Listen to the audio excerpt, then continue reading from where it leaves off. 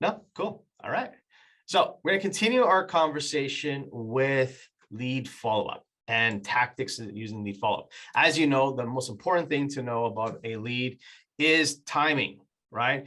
When do they want to start the process, when they want to be in the new place, right? And once you know timing, you can then obviously implement the right follow-up plan for that client. You would label them or categorize them or even put them in different buckets based upon timeline, right? We've reviewed the simple lead follow-up plan where you have the different categories and then you have a very simple plan to work them. We talked about lead for speed. For those of you that don't have a ISA or a team where there's scheduled times for when leads come in, using your website's autoresponder to help you with that, to be that lead to speed, right? We also talked about dog on a bone kind of lead follow-up, very aggressive, I'm going to call you, text you, email you 3 times a day till you pick up, right? And then we also talked about what was a simple, let's say, internet seller lead that came in. Now, today, I'm going to go over a lead follow-up plan that Jason Pantana put together, right? It's called, it's for both buyers and sellers. There's 2 different plans, right? So again, you're just taking some ideas from this and put it as your own, right? Create your own.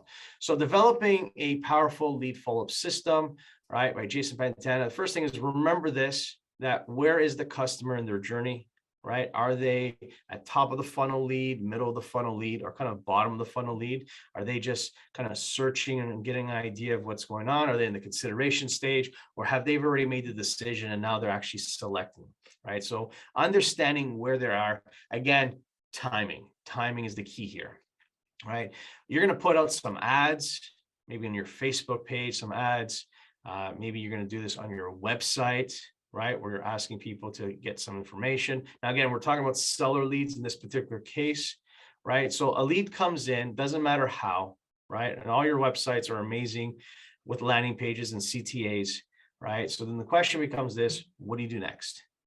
And the first thought is, of course, send in an email. Now, for a buyer, nurturing a buyer, this is Jason Pantana saying that you should send out even a video, right? Think about that as the email, as your autoresponder, a video, right? You may in your email say, hey, thank you very much. Here's an example of a script that you can use, right? Again, this is all in the Loom. You can all take a look at this.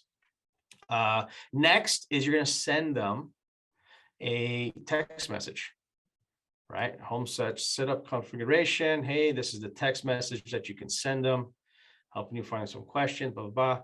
And then you go in with a customized email. Now, for those of you that have this in your MLS, where you can set up the client, a buyer client that gets exactly the type of homes that they're looking for on the daily. It's something that's sent out automatically with your MLS form, right?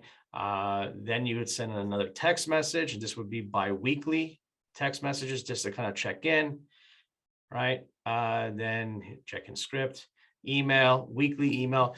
Email that's being sent on weekly should be that one that you send out to your entire database that has some call to actions within them, right? And then, of course, this is my favorite, is setting that client up to getting your display ads. You know those ads that kind of follow you whenever you're on the internet? It's like all of a sudden you're getting these ads that keep coming, and it's like, oh, okay, right? And it's simply because you're using their email address and saying, hey, Google, this person should see my ads, right? Those are called display ads. You can do the same on Facebook as a custom audience, putting that person's email address so that when they're on either Google or Facebook, they'll see your ads. They're called display ads. So that would be the nurturing plan for a buyer. So in addition to what we talked about is those display ads, which would be pretty powerful. Now, next is the seller nurturing plan. Same kind of idea. Maybe you add in a intro video. You're sending them a text message, and then you're sending them out the email. Now, that is a one-time evaluation email, not the daily that you're getting with the buyer email. You may want to consider sending them a postcard, right? Personal handwritten note. Here's an example of a postcard that they're using. Email, again, your weekly email that's going out. And of course, going back to display ads, right? So again, using display ads, not only on Google, but also in Facebook. And that's the plan. So that is an example of another lead follow-up plan. So at the end of the day, it really comes down to, what are you following? What can you automate?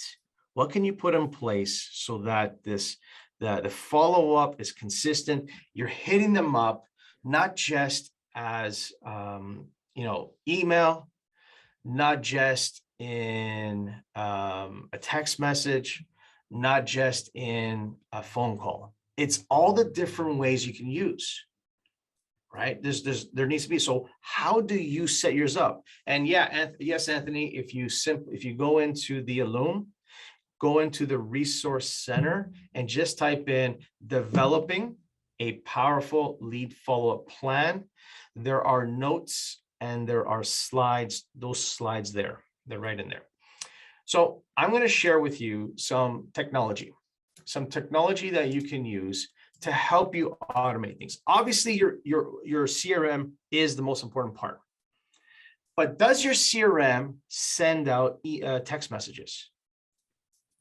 Does your CRM, obviously your CRM is going to send out emails, but it's not the email, that weekly email that you're sending out should not be done through your CRM.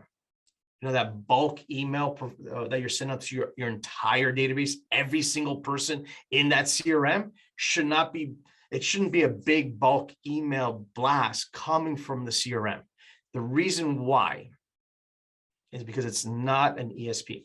It's not an email service provider. Very important, right? You shouldn't do the same thing from Google Gmail. You should not do it from Outlook. Which programs do you use to send out a bulk email? It's BombBomb and MailChimp. Now, I would highly recommend MailChimp. You can easily send out a bulk email, and that would avoid getting all the junk mail. People, that email going into junk mail. If you send it from your CRM, it's going to go to junk mail, right? Especially if you're sending out 100 or 200 of these emails. So you know that the follow-up should be automated. How about for text messages? What do you use as a bulk text message service? And the one program I would recommend is something called Hit 'em Up. So it's Hit 'em Up, and make sure you put app on the end of it, right? This would be a great service to sending out a mass texting service that is personalized. So you can write up whatever the text message you want, it's saved, and then you can embed first name, like the way it is here. And then what's going to happen is every time you send it out, it'll add in that person's name, and you can put that throughout the entire message. So just think about that for a second, right? You're sending out 20, 30 text messages to your leads, and it's personalized text messages going to them, right? Again, staying on top of that.